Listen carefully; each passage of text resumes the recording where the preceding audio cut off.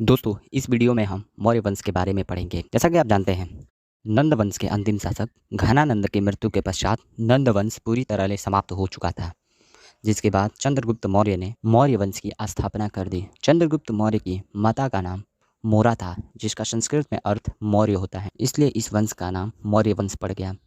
चंद्रगुप्त के प्रधानमंत्री का नाम चाणक्य था, जो उनके गुरु भी थे। चंद्रगुप्त मौर्य की दो पत्नियां थीं। पहली का नाम दुर्धरा था, जो घनानंद की पुत्री थी। दूसरे का नाम कार्नेलिया था, जो सेल्यूकस निकेटर की पुत्री थी। जब सेल्यूकस निकेटर ने 305 ईसा पूर्व में मगध पर आक्रमण किया, तो चंद्रगुप्त मौर्य ने उसे पराजित कर दिया और उसकी बेटी कार्नेलिया से विवाह कर लिया, जिसके कारण चंद्रगुप्त मौर्य को दहेज स्वरूप हेरात, कंधार, बलूचिस्तान और काबुल मिल गया। इस तरह चंद्रगुप्त मौर्य का साम्राज्य और भी बड़ा हो गया।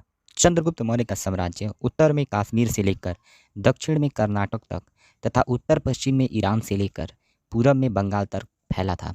मौर्य काल में शिक्षा का सबसे प्रसिद्ध केंद्र तक्षशिला था, जहां से चंद्रगुप्त मौर्य ने भी शिक्षा ली थी। सेल्यूकस निकेटर को चंद्रगुप्त मौर्य ने उपहार के तौर पर 500 हाथी दिए थे। सेल्यूकस निकेटर ने अपना एक राजदूत चंद्रगुप्त मौर्य के दरबार में भेजा था, जिसका नाम मेगास्थनीज था।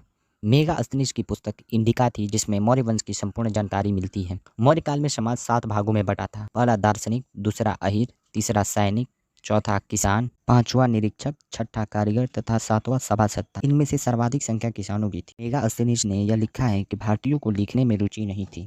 अब हम कुछ चंद्रगुप्त मौर्य के कार्यों की चर्चा के बारे में जानेंगे, जो हमें अभिलेखों से तथा ग्रंथों से प्राप्त हुआ है। महास्थान अभिलेख, इसमें चंद्रगुप्त के बंगाल अभियान की चर्चा है। चंद्रगुप्त मौर्य के दक्षिण विजय के बारे में जानकारी तमिल ग्रंथ अहनानुर एवं मुरनानुन तथा अशोक के अभिलेख से मिलती है। साहगोर ताम्र अभिलेख, इससे चंद्रगुप्त मौर्य के समय पड़े अकाल के दौरान किए गए राहत कार्यों की चर्चा के बारे में मिलता है। चंद्रगुप्त मौर्य ने जैन धर्म की शिक्षा भद्रबाहु से ली और वे भद्रबाहु के साथ ही कर्नाटक के श्रवणबेलगोला में चले गए, जहां उनकी मृत्यु 298 ईसा पूर्व में संलेखन विधि द्वारा हो गई।